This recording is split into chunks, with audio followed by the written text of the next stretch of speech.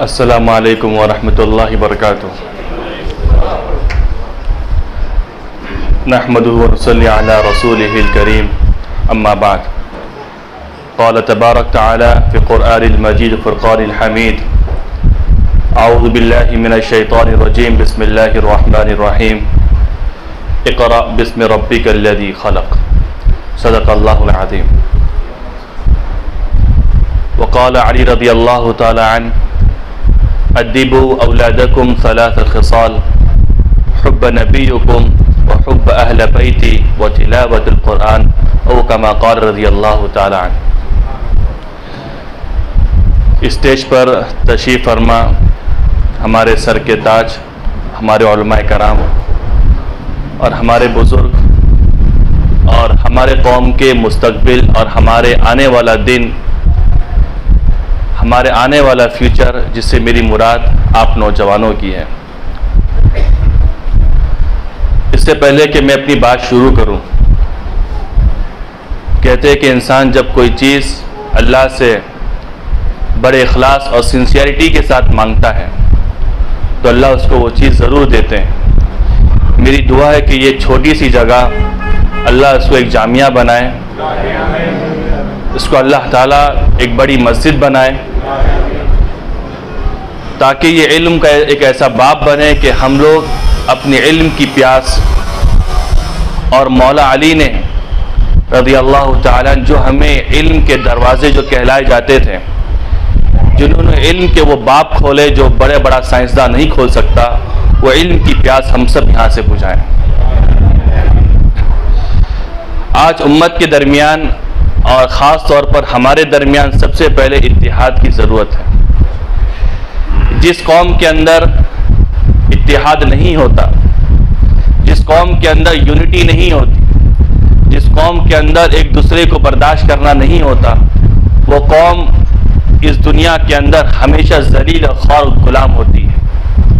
भले से उनके पास पेट्रोल की कीमत क्यों ना हो, भले से उनका डॉलर, उनका दिरहम, उनका दिनार सबसे पावरफुल क्यों ना हो, भले से वो सबसे ज़्यादा तादाद में क्यों ना हो, लेकिन जब उनके दरमियान इत्तिहाद नहीं होगा तो वो दुनिया की सबसे ज़लील रुस्वा कौम होगी। इसीलिए अल्लामा इकबाल ने कहा था कि बताने रंग वो खूं तोड़ कर तू मिल्लत में गुम हो जा, कि बताने रंग व खूं तोड़ कर तू मिल्लत में गुम हो जा, ना ईरानी रहे बाकी, ना तुरानी, ना अफगानी, यही मकसूद फितरत है, यही रमज़े मुसलमानी, इख्वत की जहांगीरी, मोहब्बत की फरावानी। मैं इत्तिहाद की छोटी सी मिसाल देता हूँ। हम दस्तरखान पर एक साथ बैठे थे, एक तरफ मौलाना फरमान साहब, बीच में मैं और दूसरे अल्लामा साहब बैठे थे। मौलाना फरमान साहब को कुछ प्लेट की खाने की ज़रूरत पड़ी। उनका हाथ इतना लंबा नहीं था कि उनका हाथ वहाँ तक पहुँचता। अल्लामा साहब ने थोड़ा सा हाथ बढ़ाया, फिर मेरा हाथ लगा, और फिर मेरे हाथ लगने के बाद वो चीज़ अल्लामा फरहान साहब के हाथ में आई। इसका मतलब ये हुआ कि जब तक हम सब का हाथ नहीं मिलेगा, हम सब लोग कामयाब नहीं हो सकते।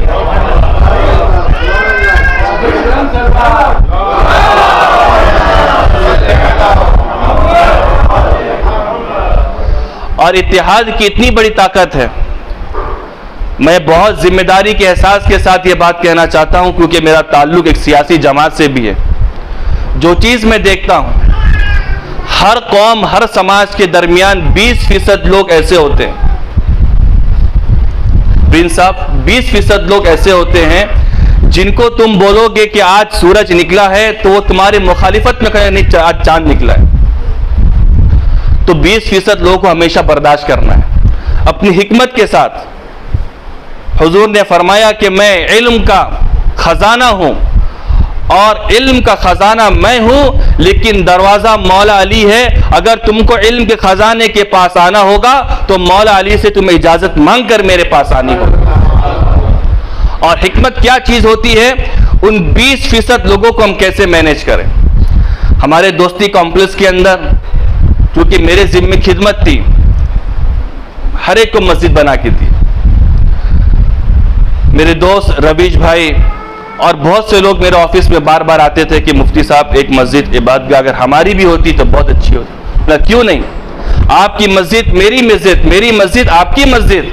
और मेरी सबसे बड़ी ख्वाहिश तमन्ना ये होती है, अल्लामा साहब यहाँ पर बैठे हैं, मैं अगर फ़र्ज नमाज सुन्नी अहले मस्जिद में पढ़ता हूँ तो वितर और सुन्नत जाकर अपनी शिया मस्जिद में पढ़ता हूँ, ताकि उम्मत को इत्तिहाद का पैगाम दूँ कि जब तक हम एक दूसरे की मस्जिद में आएंगे नहीं, जाएंगे नहीं, एक दूसरे की इमामत कबूल नहीं करेंगे, उस वक्त तक हम ताकतवर मजबूत नहीं हो सकते।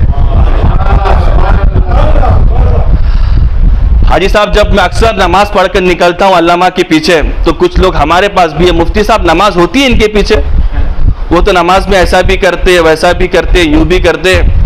उनको हिकमत का जवाब दिया गया, देखो मेरे जिम्मे अल्लाह ने फर्ज नमाज रखी थी, मैंने फर्ज नमाज अदा की, कल क़यामत में अल्लाह मुझसे पूछेगा कि नमाज तुमने कैसी अदा की, तो मैं कहूंगा कि अल्लाह ताला अल्लामा साहब से पूछिए, मैंने इनके पीछे नमाज पढ़ी थी, मैंने अपनी जिम्मेदारी पूरी कर दी। कुछ लोग होते हैं, हर समाज में लोग होते हैं, अरे मुफ्ती साहब वहां पर कहां मस्जिद खुलवा दिया, आवाज आती है कभी कभी। तो अक्सर मैं कहता हूं कि जब तुम अपने भाइयों को बर्दाश्त नहीं कर सकते, अगर अल्लाह तुमको कल क़यामत के दिन, और अल्लाह कल सूरज उगने वाला है, कल अल्लाह तुमको हिंदुस्तान की हुकूमत दे दे, तो तुम दुनिया के, हिंदुस्तान के पूरे समाज को तुम कैसे बर्दाश्त करोगे? एक दूसरे को बर्दाश्त करना, एक दूसरे को प्यार मोहब्बत और हिकमत के साथ लेकर चलना। इसीलिए हुजूर ने फरमाया, उम्मती कि ये जो मेरी सारी उम्मत है, ये छोटे नौजवान बड़े बुजुर्ग, डॉक्टर साहब, अल्लामा साहब, ये जितने भी लोग हैं, कल बुनियान एक दीवार की तरह है, यशुद्दु बादुहा लिबादा, कि जैसे एक ईंट दूसरे ईंट से मिली होती है, वैसे मेरी उम्मत चाहे वो छोटी हो, बड़ी हो, अल्लामा हो, डॉक्टर हो, एक ईंट दूसरी ईंट के साथ मिली है, वैसी मेरी उम्मत भी एक दूसरे के साथ मिली हुई है। और ईंट अगर छूट जाएगी, अगर मैं जुदा हो गया प्रिंस साहब के साथ में, तो ताजमहल तो दिखने में खूबसूरत लगेगा, लेकिन जब उसकी दो ईंट जुदा होगी तो वो बेऐब नजर आएगा, वो ऐबदार नजर आएगा। इसी सबसे पहले हमको चाहिए हम आपस में इत्तिहाद पैदा करें। कुछ लोग गलत फहमियां पैदा करते हैं। मैं बहुत जिम्मेदारी के एहसास के साथ ये बात कहना चाहता हूं। एक मरतबा मिस्टर रवीश भाई ने अल्लामा साहब ने दावत दी खाने की। खाने के लिए जब हम बैठे तो मैंने कुछ खाना जानबूझकर उनसे मांगा कि खाना मुझे दो, घर पे खाना खाना है। तो अल्लामा साहब हमारी अहलिया थी, उनका खाना नहीं खाने का उन लोगों का। मतलब क्यों? बोले वो खाने के अंदर ना कुछ डाल देते। ठीक है भाई, मत खाना खा। फिर दूसरे दिन मस्जिद के अंदर अल्लामा साहब ने कोई प्रोग्राम रखा था, तो मुझे बुलाया, मतलब खाना वापस दो। फिर खाना इनसे मांग के लेके गया और घर पे गया। मतलब आज राष्ट्रवादी का प्रोग्राम था हमारे पार्टी का, और कुछ खाना बच गया, थोड़ा खाना मैं भी लाया, तो खाना खाते हैं बैठ के। हाँ सब खाए, तो सब बच्चे खाना खाए सब। मतलब खाना बहुत टेस्टी था तुम्हारे पार्टी का, बहुत अच्छा खाना तुम्हारा। मतलब मालूम कौन से पार्टी खाना ये? मतलब ये वही पार्टी खाना है जिस पार्टी को तुम बुरा भला कह रहे थे। मौला जब तक तुम अपने दिल को साफ नहीं रखोगे, याद रखो तुम्हारे गोद के अंदर मौला अली और इमाम हसन, इमाम हुसैन जैसी औलाद पैदा नहीं हो सकते। इमाम हुसैन रज़ी अल्लाह ताला अन्हु, नौजवानों सुनो कि अपने अंदर कितनी बर्दाश्त, कुव्वत बर्दाश्त, होल्डिंग कैपेसिटी होनी चाहिए हमारे अंदर। आज हमारे लोग बातों बातों भड़क जाते हैं। ऐसा काय बोलला मला, तुला माहिती के मी कौन है? लोग लड़ते झगड़ते हैं। मौला इमाम हुसैन रज़ी अल्लाह ताला अन्हु के पास कुछ मेहमान उनके घर पर पहुंचे। अहले बैत थे, हमारी तरह तो थे नहीं कि बहाना कि भाई कल आओ, उदय या परवा या मैं घर पे नहीं हूं। मेहमान जो हमारे यहाँ पर आते हैं, हाँ रवीश भाई, कोई गांव से, आजमगढ़ से अल्लामा साहब कोई आया, अरे बाबू कहाँ हो? अरे मामू मैं तो बाहर हूँ, अभी ना हूँ, कल आओ, परसों आओ, तरसों आओ, आते रहो।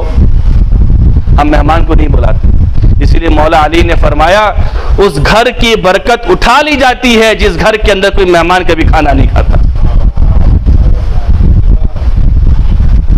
तो इमाम हुसैन ने रज़ी अल्लाह ताला अन्हु उनके जब मेहमान पहुंचे तो उन्होंने अपने बांदी को इशारा किया कि खाना बनाओ। बांदी थी वो भी अहले बैत के घर की थी। है काश हम भी उस घराने खादिम होते, गुलाम होते, हमारी मगफिरत होती।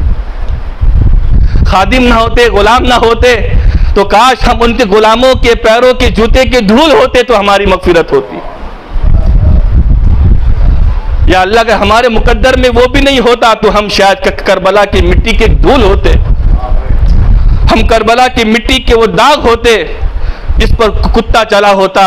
और कल क़यामत में अल्लाह हमसे पूछता कि तू कहां से उठा, तेरा वजूद क्या है, तो हम कहते हैं कि अल्लाह मैं करबला की मिट्टी से मेरा एक वजूद है। वो खादिमा भी अहले बैत की थी। उसने जब खाना तैयार किया, सालन तैयार किया, और जब वो सालन रखने लगी तो उसके हाथ से वो सालन छूटा और आली मकाम इमाम हुसैन के जिस्म के ऊपर गिरा। खौलता हुआ सालन, जलता हुआ सालन। तो इमाम हुसैन ने रजी अल्लाह ताला उस बांदी को देखा चरखूर के एकदम। हमारे साथ होता तो पता नहीं हम क्या क्या करते। वो बांदी भी अहले बैत घराने की थी तो उसने कुरान मजीद पढ़ा, वल कादिमीनल गैज़ वल आफ़ीना अनिन नास वल्लाहु युहिब्बुल मुहसिनीन। ईमान वालों की सिफत है वल कादिमीनल गैज़, जब उनको गुस्सा आता है तो वो गुस्से को पी जाते हैं। तो आली मकाम इमाम हुसैन ने अपने सर को नीचे किया, हाँ मैंने गुस्से को पी गया।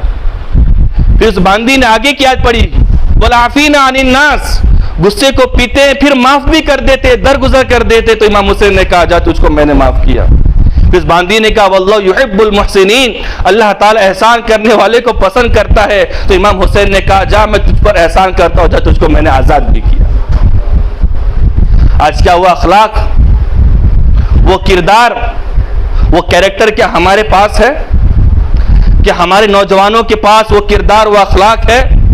मैं जमीन आसमान की रब की कसम खाकर कहता हूं, इन बड़ों बुजुर्ग के मौजूदगी में कहता हूं कि जिस दिन ऐसे अखलाक, ऐसा कैरेक्टर हमारे पास आ जाएगा जैसे अहले बैत के पास था, तो दूसरे दिन ये तुम्हारे भाई जो हमारे बदगुमानी में कुछ भी बुरा भला बोलते हैं, कल तुम्हारे पास है कहा कि हुकूमत तुम संभालो, हुकूमत हमसे संभाली नहीं जाती। वो किरदार पैदा करो। मुझे वो मंजर, वो नशेमन याद आता है, मुझे वो मंजर, वो नशेमन याद आता है। लुट गया मेरे ही वतन में मेरा घर याद आता है। हम करोड़ों होकर यहाँ पर घुटने टेक बैठे, मुझे वो 313 का लश्कर याद आता है।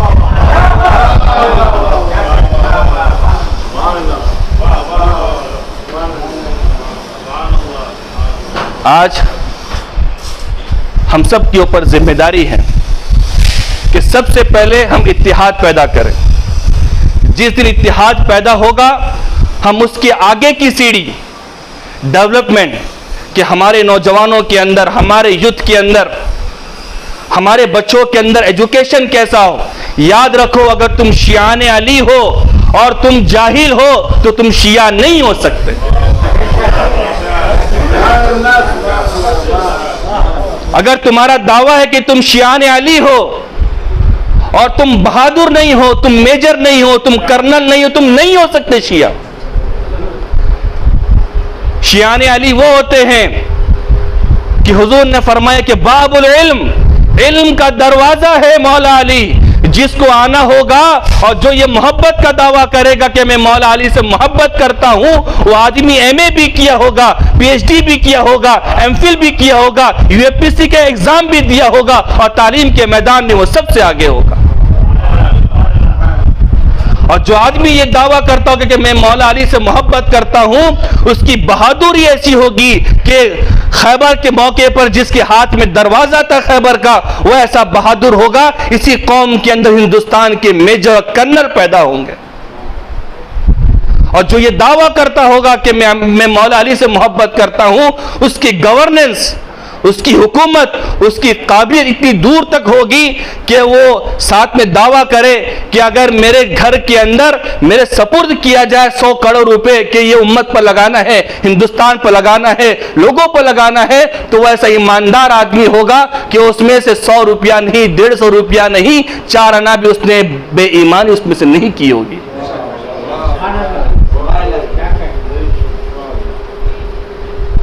नौजवानों, मायूस मत हो। मैं जिस फ्यूचर मुस्तकबिल को देख रहा हूं, मैं कुछ नौजवानों को देखता हूं, अरे ऐसा हो गया वहां पर, इंदौर में ऐसा हो गया, मध्य प्रदेश में ऐसा हो गया, यूपी में डॉक्टर साहब ऐसा हो गया। अब हमारे लिए हालात बहुत तंग है। नौजवानों, याद रखो, हमने से बुरे दिन हमने करबला के मंजर को देखा है। ये तो हमारे सामने कुछ भी नहीं, हमारे अल्लाह ने हमारे पर हालात इसलिए लाए हैं, हम लौट कर अहले बैत के पास वापस आए।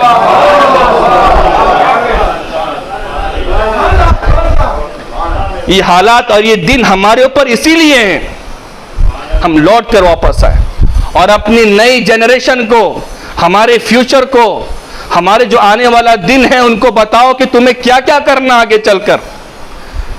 करबला के मैदान में आखिरी शख्सियत इमाम ज़ैनुल-आबिदीन रज़ी अल्लाह ताला अन्हु, उन्होंने अपने बेटे इमाम जाफर सादिक रज़ी अल्लाह अन्हु नसीहत की।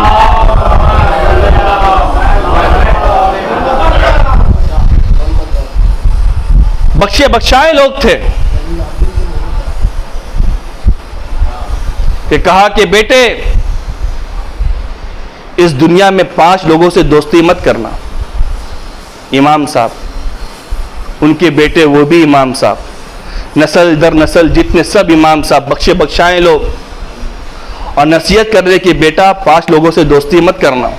नौजवानों सुनो, वरना हम लोग दोस्ती किससे करते? हमारे साजिद भाई ने बताया ना कि झुकेगा नहीं, कटेगा नहीं।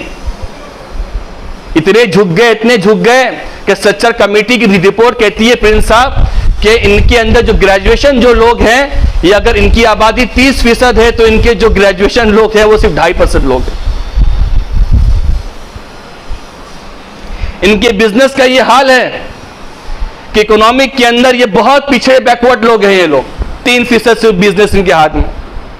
इनकी दुकान काय की, भंगार की, साइकिल की, जो अच्छे कारोबारी वो सिर्फ 3%। हालांकि इस कौम के अंदर बड़े बड़े एंटरप्रेन्योरशिप, बड़े बड़े बिजनेसमैन लोग पैदा होना चाहिए। जिस कौम के नबी ने ये तालीम दी थी, अल-कासिबु हबीबुल्लाह, कि मेहनत करने वाला, कमाने वाला वो अल्लाह का दोस्त होता है। अगर मैं अपने घर वालों के लिए कमाता हूँ, मेहनत करता हूँ, हुजूर ने फरमाया कि तुम जितना कदम कमाने में, हलाल कमाने में चलोगे, ताकि तुम्हारे घर वाले किसी के सामने सवाल का हाथ ना फैलाए। ये साजिद भाई ने कहा था कि एक माँ ने अपने जेवर बेच दी, क्यों? बच्चों को मोबाइल दिलाने के लिए। अगर मेरी नीयत ये कि मेरा खानदान किसी के सामने हाथ ना फैलाए, तो हुजूर ने फरमाया कि जितने कदम तुम चलोगे, हर कदम पे अल्लाह तुमको जिहाद का सवाब देगा। और ऐसी कौम का ये हाल है प्रिंस साहब कि 3%, ग्रेजुएट 2.5%। मैं PhD MPhil की बात ही नहीं करता, UPSC के एग्जाम की बात ही नहीं करता। मैं फिर से कहता हूं, अगर हमारा यह दावा है कि मैं मौला अली से मोहब्बत करता हूं, तो हमारा हर बच्चा ग्रेजुएट नहीं PhD करना चाहिए। अगर मैं ये दावा करता हूं कि मैं मौला अली से मोहब्बत करता हूं, तो मेरे इस जनरेशन में से कोई एक ऐसा बच्चा पैदा हो जो हिंदुस्तान का प्राइम मिनिस्टर बने और हिंदुस्तान को फिर सुपर पावर बनाए। अगर मैं ये दावा करता हूं कि मैं मौला अली से मोहब्बत करता हूं, तो ऐसे MLA, ऐसे MPs, ऐसे नगर सेवक पैदा होना चाहिए कि ये जहां के MLA हो, ये जहां के MP हो, मेंबर ऑफ पार्लियामेंट हो, उनके किसी इलाके के अंदर, उनके एरिया के अंदर एक भी गरीब आदमी भूखा ना सोता हो। जिस दिन तुम ऐसे सिफत वाले बन जाओगे, जिस दिन तुम ऐसी खूबी वाले बन जाओगे, तो याद रखना, हालात के कदमों में कलंदर नहीं गिरता। हमने करबला कई देखी है, हालात के कदमों में कलंदर नहीं गिरता, टूटे जो सितारा तो वो जमीन पर नहीं गिरता, गिरते हैं बड़े शौक से दरिया समंदर में, लेकिन समंदर कभी किस दरिया में नहीं गिरता। तुम समंदर हो, तुम्हारी तारीख बहुत रोशन है, मुस्तकबिल है, और आने वाला दिन जो है वो तुम्हारा है। इसीलिए अपने जो बड़े हैं, जो बुजुर्ग हैं, अल्लामा साहब हैं, प्रिंस साहब हैं, डॉक्टर साहब हैं, जितने भी लोग हैं, इनसे गाइडेंस लेते रहो कि हमें क्या करना है, हमें आगे क्या करना है, क्या नहीं करना है हमें आगे। मैं एक आखिरी बात कहूंगा क्योंकि वक्त बहुत ज्यादा हो गया। ये हमारी बदकिस्मती कहो या किसी की साजिश कहो, जितनी भी मुस्लिम पॉकेट हैं, मुमरा, डॉक्टर साहब भिवंडी, गोवंडी, कुर्ला, साकिनाका, जोगेश्वरी, मीरा रोड, भाईंदर, मदनपुरा, आगरीपाड़ा, और जो बहुत बड़ा भाई होता है वो होता है मैं 26 नंबर इलाके से आया हूं। भाई बनने का शौक है मैं लोगों को। बोले मालूम है कहा मुंबई नंबर 2 से आया हूं। बोले अरे पहचान बनाओ तो ऐसी बनाओ कि मैं मौला अली का गुलाम हूं, मुझे पहचानो, और जिस दिन तुम मेरे हाथ में कोई चीज दोगे, मिट्टी दोगे, तो इंशाअल्लाह लौटा के सोना दूंगा तुमको। ऐसी पहचान बनाओ अपनी। इसीलिए महात्मा गांधी ने कहा था कि इमाम हुसैन के साथ जो लोग थे, अगर देश की आजादी में वो 100 लोग मेरे साथ होते, मैं देश कल आजाद कर लेता। जाके हिस्ट्री पढ़ लेना। Father of nation Mahatma Gandhi ने कहा था कि सिर्फ 100 लोग मेरे साथ वो होते जो करबला के अंदर थे, तो मैं देश कल आजाद कर लेता। ये जितने भी मुस्लिम पॉकेट्स हैं, हमारे बच्चे क्या करते हैं? सबसे ज्यादा नशा, चरस, गांजा, डॉक्टर साहब, अफ्यूम, सिगरेट, गंदी चीजें, सब इनके इलाके में सबसे ज्यादा बिकती है।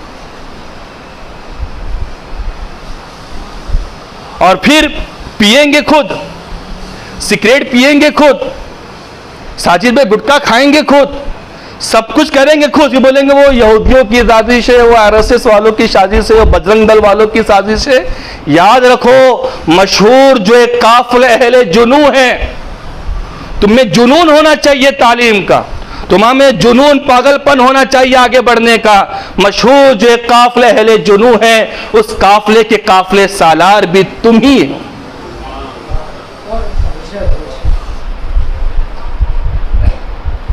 सबसे ज्यादा इंस्टाग्राम रील्स बनाने वाले हमारे बच्चे। मुझे शायद ये बात नहीं बोलनी चाहिए कि मैं सियासी आदमी, लेकिन फिर भी कहता हूं कि हमारी आजानें और हमारी तकबीर जिन कानों को चुभती है, उन लोगों के नक्कारे और गाने हमारे नौजवानों के दिलों के सुकून बनते हैं। तो तरक्की कहां से पाओगे हाजी साहब?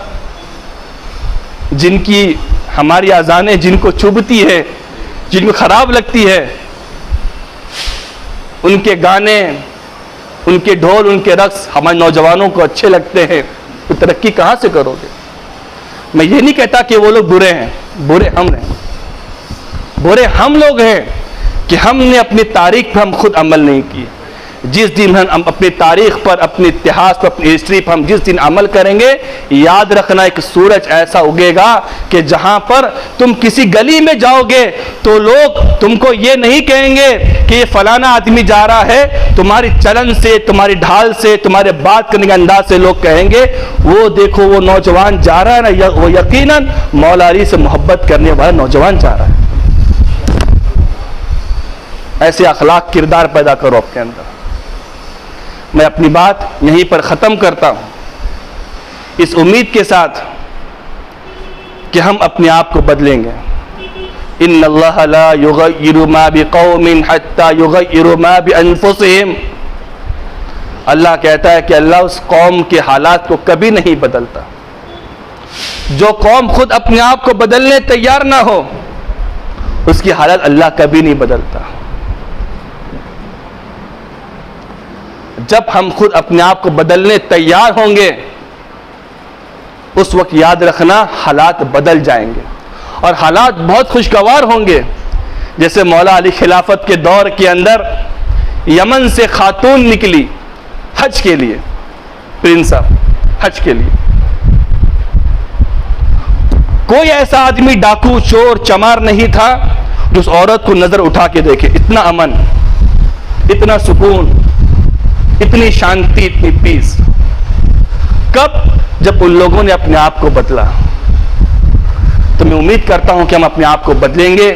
और तालीम में, एजुकेशन के अंदर, कि हमारे हुजूर हमारे नबी ने फरमाया था उतलुबुल इल्म मिनल महदी इलल लहद, कि सीख knowledge from cradle to grave. If you want to become a super power, if you want to become a respected person in your society, it is very necessary on you to oblige yourself with education. हमारे नबी ने कहा था कि मुसलमान की सिफत ये होती है कि वो माँ के गोद से इल्म हासिल करना शुरू करता है।